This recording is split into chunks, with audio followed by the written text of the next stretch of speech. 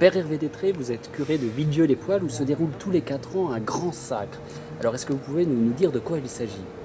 Alors le grand sacre, on ne sacre personne, il n'y a pas de roi ou personne d'autre. Simplement, c'est une fête eucharistique, c'est la fête Dieu. Et en fait, nous profitons de cette fête Dieu pour inviter les chevaliers de Malte qui ont fondé la ville au XIIIe siècle. Et ils sont invités et en même temps, nous faisons quelque chose autour de l'Eucharistie pour faire une grande journée avec des reposoirs dans tous les quartiers. Et nous avons une messe le matin, 2500 personnes.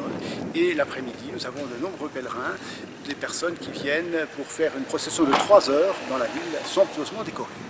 Mais est-ce que la fête Dieu n'est pas finalement une survivance venant d'un temps révolu finalement? Est-ce que ce genre de fête ne participe pas d'une sorte de folklore qui n'est pas plus adapté au monde de notre temps? Alors il faut faire toujours attention quand on dit un autre temps, parce que les gens, quand ça les intéresse plus, disent c'est plus la mode. Alors il faut faire attention à ne pas reléguer tout avec la mode, mais je crois qu'effectivement le langage d'aujourd'hui, quant à l'Eucharistie et quant à la foi, fait que la fête Dieu n'est plus forcément lisible par tous. Alors il est important de peut-être proposer quelque chose où les gens puissent avoir un message qui les rapproche de Dieu dans cette fête Dieu qui peut-être effectivement n'est plus forcément de leur époque. Mais est-ce que la piété ou la religion populaire peut servir de vecteur à l'évangélisation?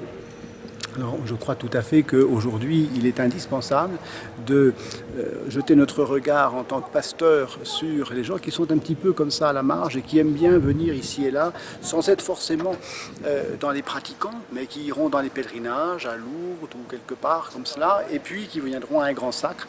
Mais c'est à nous d'être inventifs et de leur proposer quelque chose, comme pour la nouvelle évangélisation. Par exemple, ici, eh bien, j'ai essayé de mettre l'évangile à l'intérieur de la procession.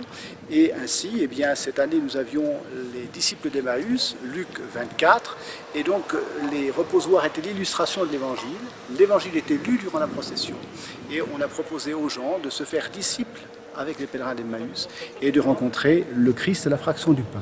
Alors, de multiples personnalités de la société civile sont présentes lors des grands sacres de Villedieu. Cela ne gêne pas une certaine laïcité finalement?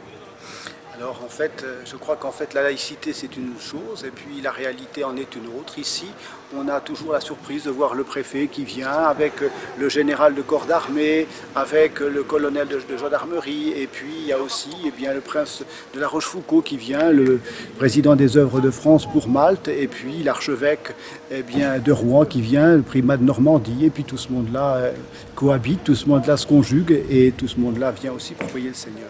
Vous préparez déjà le prochain sacre de 2016? Alors en fait, pour préparer, il faut 1 an avant peut-être. Pour l'instant, nous venons de finir les vacances. Alors pour l'instant, c'était le repos d'après le grand sacre.